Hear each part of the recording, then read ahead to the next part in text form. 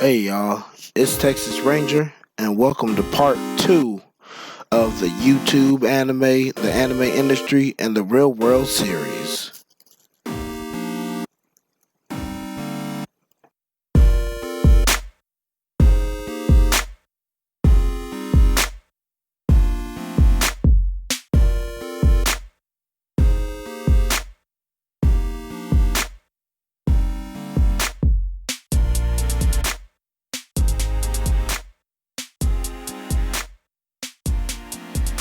Moving this over to things that are affecting more of us here, or just I guess this affects everyone in the West, but things we can do directly. Let's talk about COPPA. Yay! So let's Oh go from a boy. really depressing and negative topic to an even, not even more, just like also a also negative topic. So basically, COPPA, what is it? For those who have been living under a rock and haven't heard, or don't watch too much YouTube, because let's be honest, not everyone consumes YouTube videos at the same variety or length that many people do. COPPA, basically, it's complicated, and the intersection of COPPA and YouTube deals with federal law, regulatory rulemaking, federal lawsuits, and a lot of litigation jargon that I will have to go a little bit into, but I will not go into too much. Basically, the main point that I'm going to state outright and will be true for the duration of everything that I say. At the end of the day, YouTube fucked up. They're scapegoating content creators because it's the easy way out for them, despite YouTube's illegal actions over the course of many years. So we'll get to that point in a little bit. What is COPPA? COPPA is the Children's Online Privacy Protection Act. It was passed in 1998 under the Clinton administration, and as weird as it is, the original purpose was actually founded in good faith. The main reason it started originally was because there was this really big website in the 90s called KidsCom that was specifically targeting children through ads and through a bunch of different stuff to get personal information, so names, biographic information, email addresses, that sort of thing, physical addresses, to be able to quote unquote like advertise specific merch that the children would want. So basically, it was passed to protect these children from being targeted, and so basically that's at the precedent of like targeting ads specifically for children being ages 13 and younger. We'll get to why that's important later, because they're considering increasing what a child is from 13 years old or younger to 16 years or younger, and I don't really need to explain why that's bullshit. So the FTC, basically them targeting YouTube is not really a new thing. FTC has chosen to enforce COPPA and its penalties 30 times before this whole YouTube fiasco. And some of them have been major companies like Sony, Yelp of all things, have been a few of the major companies that have been targeted. A bunch of other ones too, but they're kind of like companies that like, and names that like we're not really too familiar with. So basically, the litigation language for COPPA is easy to find. I won't go too much into it. But basically, what happened was, a few years back, I think it was about 2 years or so, if I have my timeline correct, YouTube was basically, this is very like bare bones what happened. YouTube was kind of bragging about this new YouTube for Kids thing that they're about to start, and they're really excited. And they were basically just caught bragging about how many kids they target, and the FTC called them out on it, and YouTube was basically like, wait, fuck, we let it out.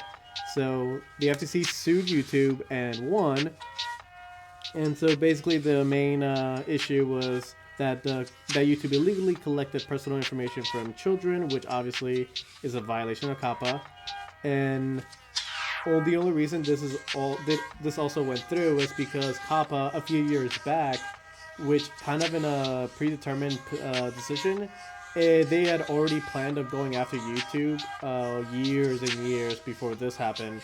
They increased what a personal identifier, or a persistent identifier as they call it, is. So they increased the definition of, they expanded the definition from just like names, addresses, all that stuff, phone number, date of birth, to also including YouTube handles. And how that makes sense, I guess it makes a little bit of sense, considering that like a YouTube handle, yeah, it's one thing, but if you're smart enough, you can use that to trace back a lot of personal information very quickly. It doesn't take too much training to be able to do that. So to settle the case, YouTube and Google agreed to create a mechanism so that channel owners can designate when the videos they upload are directed to children or not directed to children. We'll get into why that's also fucked up. So basically, all this happened. YouTube and Google were 100% in the wrong, as anyone who's a content creator on YouTube or any other medium kind of knows. You don't really, like, unless you're making something 100% like directed for kids, say like maybe like a Disney movie or a Disney song, that sort of thing, and you post that on YouTube, yeah, it's harder to make an argument that that is not directed for kids. But there's a bunch of different topics that are kind of ambiguous, and the issue for the content creators is that it is 100% in the FTC's jurisdiction to make that decision whether something is for kids and not for kids, on top of the YouTube content creators already having to abide by YouTube's community standards and all the BS that is already not a perfect system, so they're already adding another layer of BS on top of that. So basically, also a very fun fact about COPPA, they basically lied about when it was going to take place. They said the beginning of the new year, but it didn't really take effect until exactly January 7th. I talked to some content creators about this, and basically most content creators on YouTube got an email from YouTube saying, oh yeah, it's COPPA starting today. And everyone was like, wait, what? So no one was really prepared, and a lot of, like, if you hadn't gone out of your way to, if you were like kind of paranoid about some of your previous videos being, or could be potentially being directed towards kids, if you didn't mark them then before it took place as for kids and not for like a general audience, you're essentially fucked, and your channel basically just like, oh no! So factors that the FTC uses to consider whether any content that you make is child directed, it could be like the use of animated characters.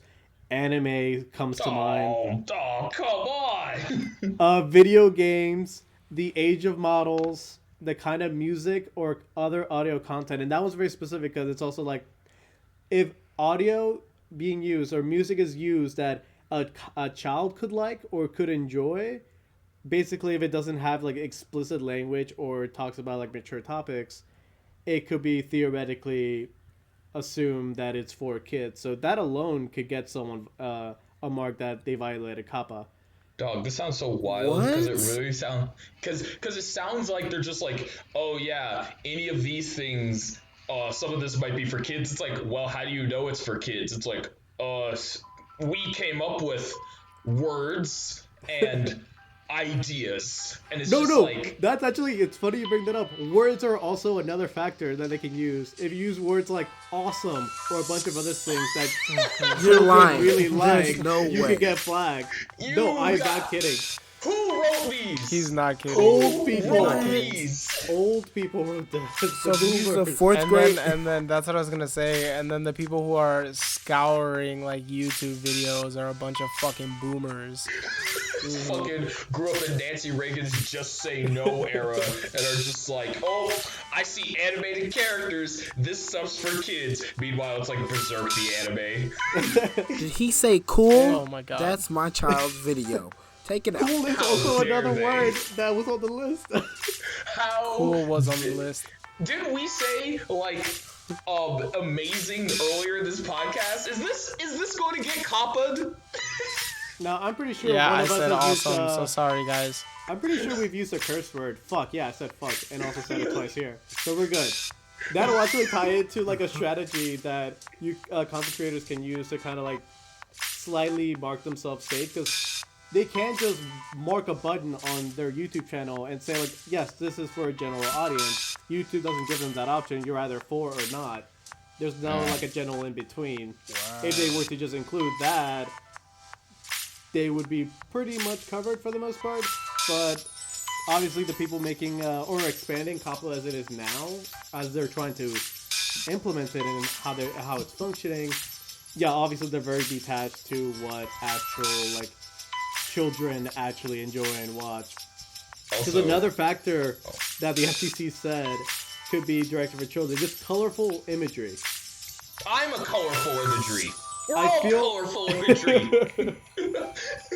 I personally feel that they're inflating what a child is, and they're envisioning like, oh, what a 6th, 7th, and 8-year-old would like enjoy on YouTube, blah blah blah blah. Ages 13, 14, and 15, which, like I said, they were considering increasing it to 16, which really shows you how they feel about kids and teenagers.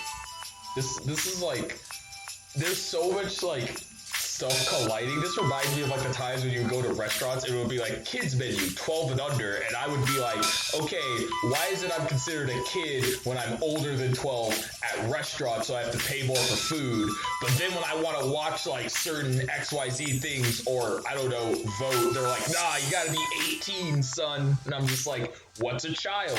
Who knows? It can't be determined. Mm-hmm. And so Capitalism. So so that's like what COPPA is being used to function. How does this affecting YouTube channels? So basically, before I get into that, kind of like another side note of what COPPA has done to YouTube. YouTube is creating changing its algorithm a little bit to identify whether channels and videos that are as as the YouTube's official announcement stated, like clearly made for kids, clearly in all quotes. It's kind of funny that they included it in all quotes. Very clearly, they don't even believe their shit that they're spewing at this point.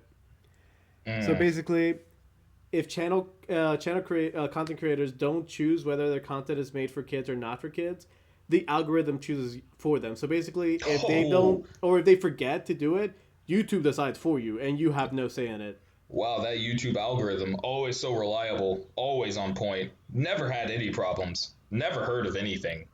And to make matters worse with that, there have already been a shit ton of false positives about it, and other issues that content creators have brought up. And the only appeal process available right now is hitting the send feedback button. Oh! You're lying, not the feedback button. Wow. I am not lying. The time for submitting official remarks and complaints through the FTC website already passed, and it's already in effect. Wow. So I ended up submitting one of those comments, by the way, because of my connections with some content creators, like the Bonsai Pop team and some other Anitubers that were really, made videos about this. So that'd be interesting for you to potentially talk about, Silver, like the kind of initial reaction, like the moral panic that happened among content creators. I'll get to that in just a little second. I wanted to, before I forget, because I will forget if I just go on to that, because there's a whole kind of worms to unpack there about the initial announcement and how content creators were freaking out about it.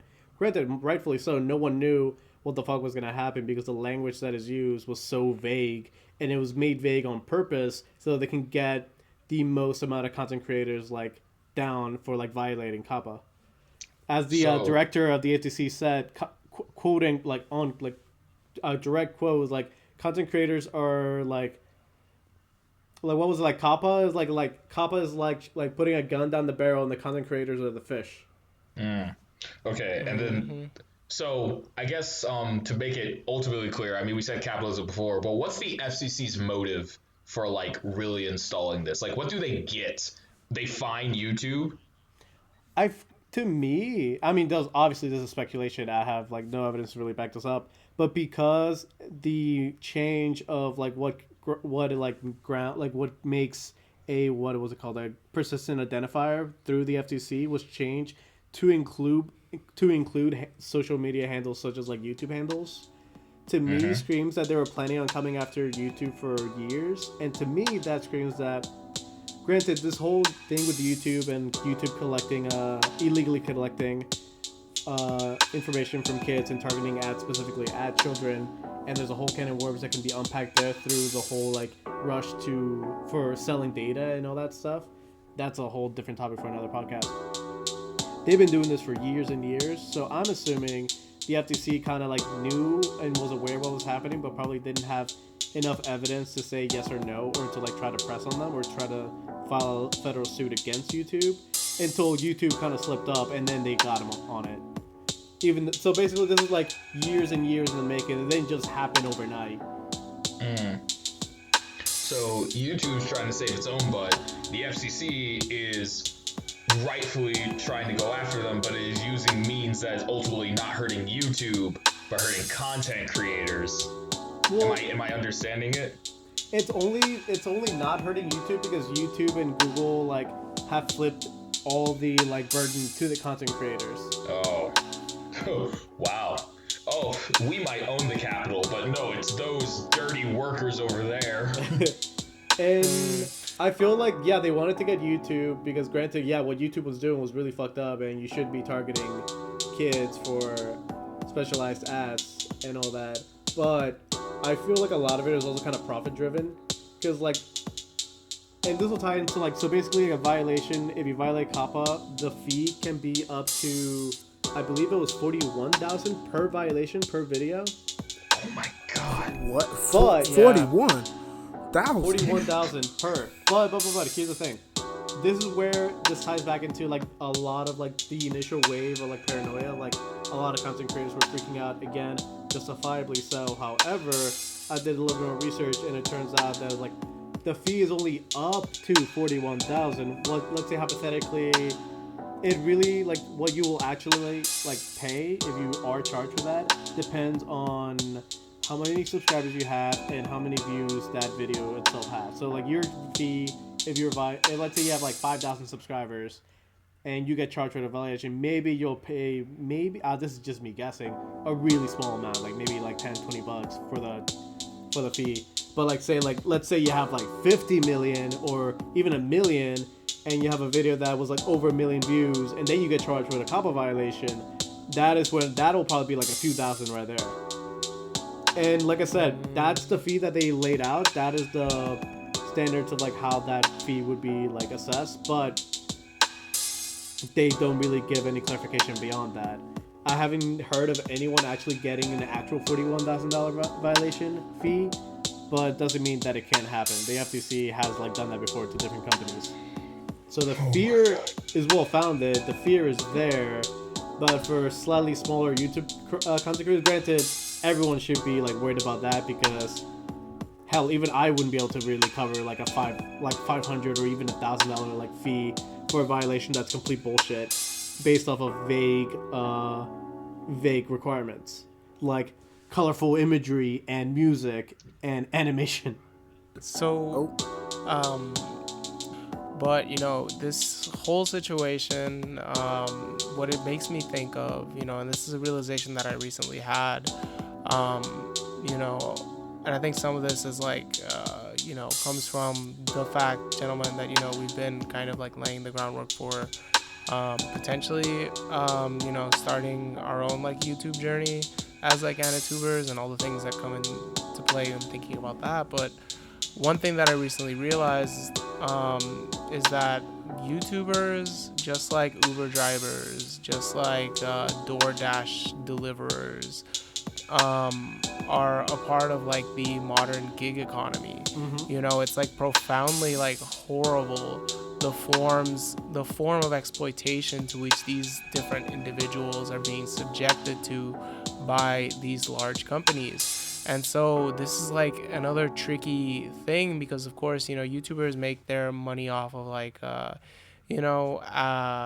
I guess number of views the video, and like that's like determined, that's a function of like, how many people view the advertisements that are in the video and all that stuff. And of course like Patreon and those things as well, and like sponsorships and whatnot. But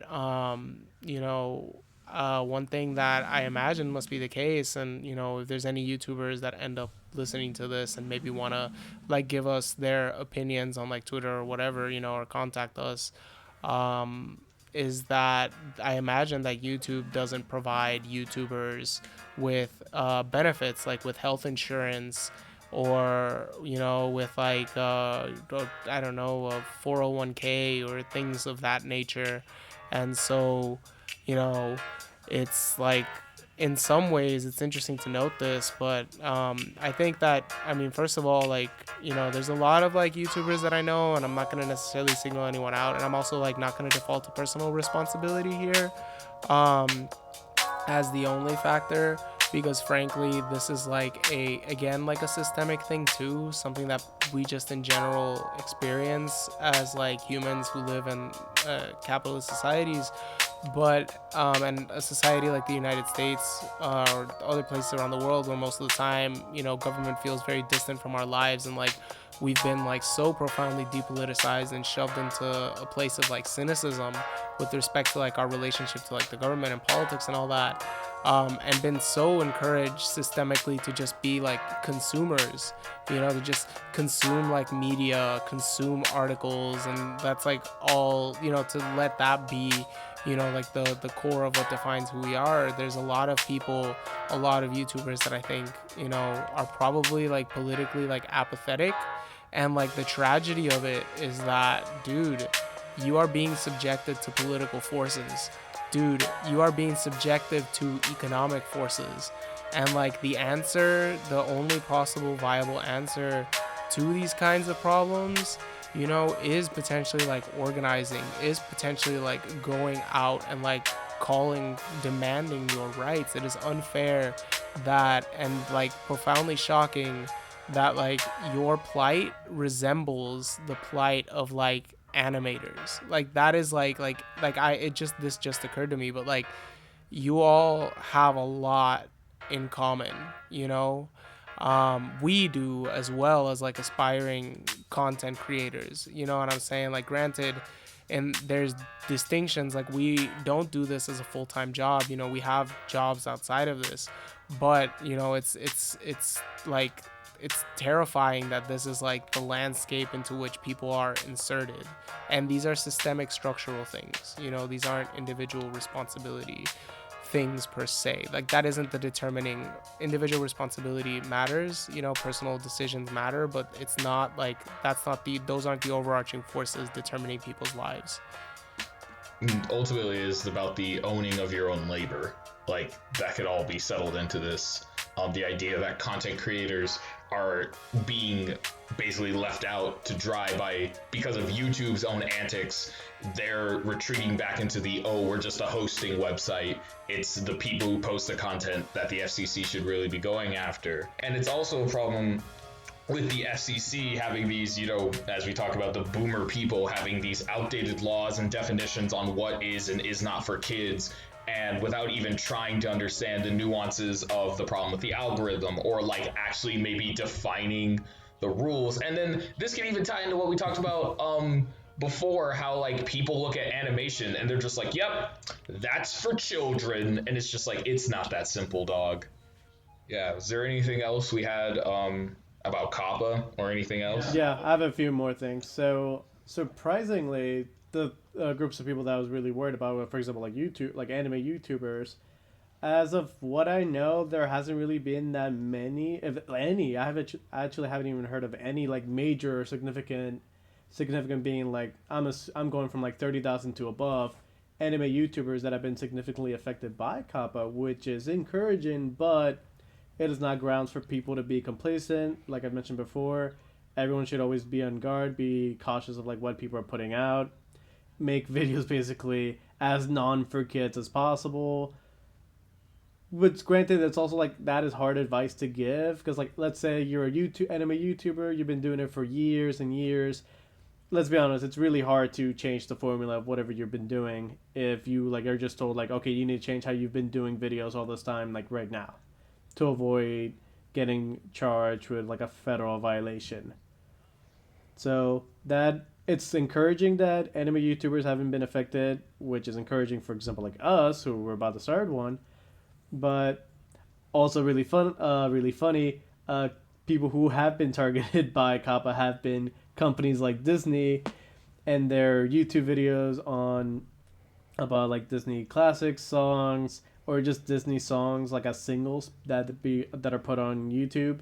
COPPA's been targeting those, which is always, you love to see incorporated on establishment violence. It's always encouraging. It fills one's soul with much warmth. But just because there hasn't been much it's only February.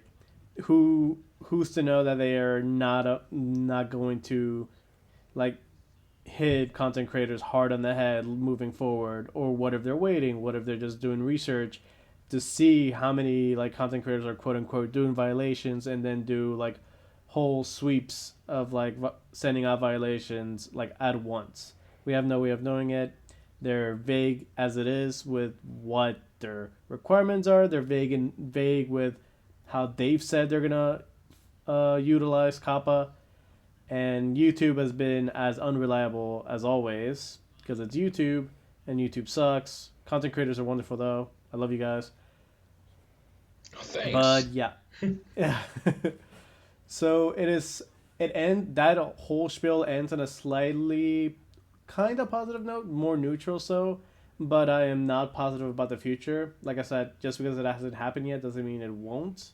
And I am worried about when it does, because let's be honest, not everyone has the, because we don't even know how the appeals process for getting charged with a COPPA violation will be. We don't know if it'll be like you have to pay and then you can appeal it and then get your money back. That would be the worst case scenario, but we'll just have to see.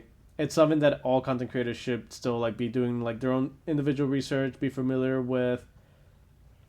Honestly, this is something I would recommend. Like, have people be familiar with the like actual federal litigation language that is used, because that is what, let's say hypothetically, worst case scenario, your thing goes to court or you try to appeal it.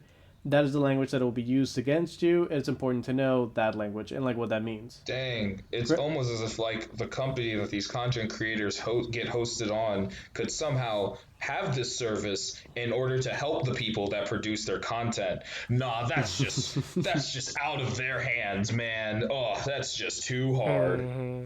Now, YouTube is all about that individualistic effort. Oh It's yeah. all in the hands of the content Oh yeah, creators. just pull yourself up by your bootstraps. No, yeah, but then They're again, subcontractors, honestly. yeah, exactly. Yeah. They're subcontracts. That's what I was gonna say. So it's like it's a larger, like it's part of like a trend that we've seen, and like this is the thing, yo. Like these companies, like they probably had like executives.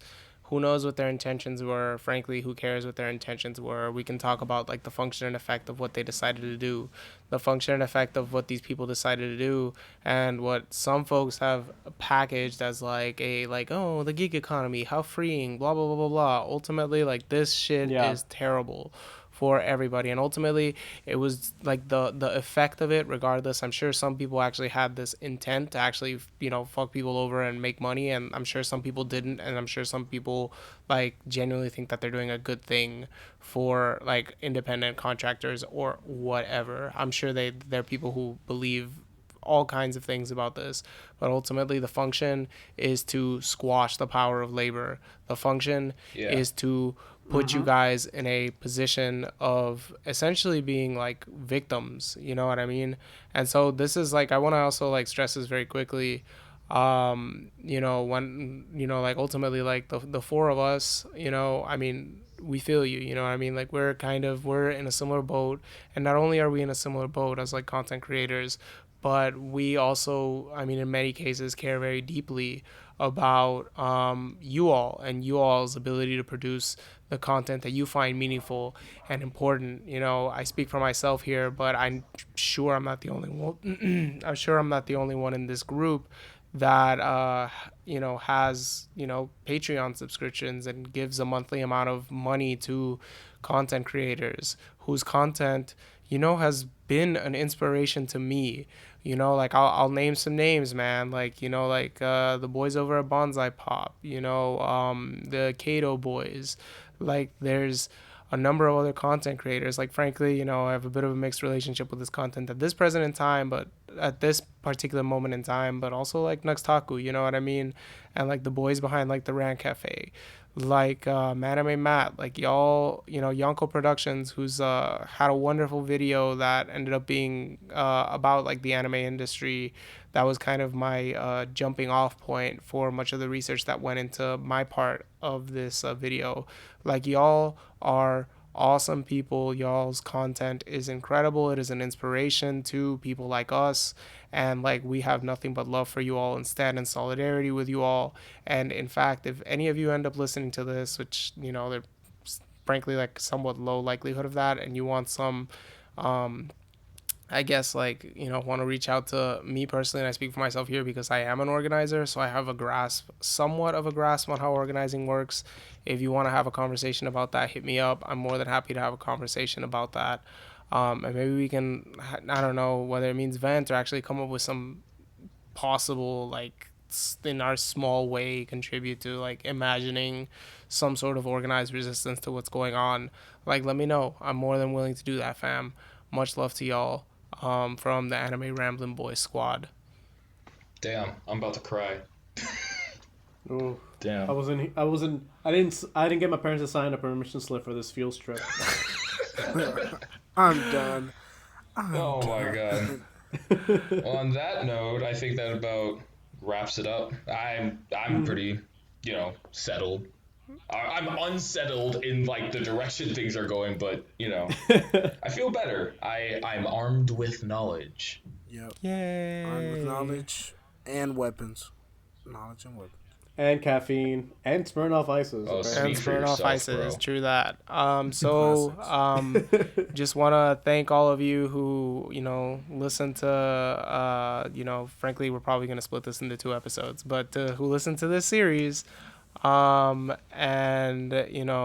just let you all know, like, we highly appreciate all of you. I got a beautiful message from, one of our listeners telling me how the podcast is something that helps him get through his first hour of work whenever it's out, and like that's like the sweetest thing that like anyone has said to me so far about this podcast. And it's comments like that make it rewarding, and that make it that keep us making this kind of content and keep us making just content in general. So thank you so much. We love you all. But peace, love, swag. Follow us on Twitter at boys anime, and engage with us there. Let us know what you think, and we'd love to talk to you guys. Much love. As I'll repeat it, but as Silver said, peace, power, peace, love, and prosperity.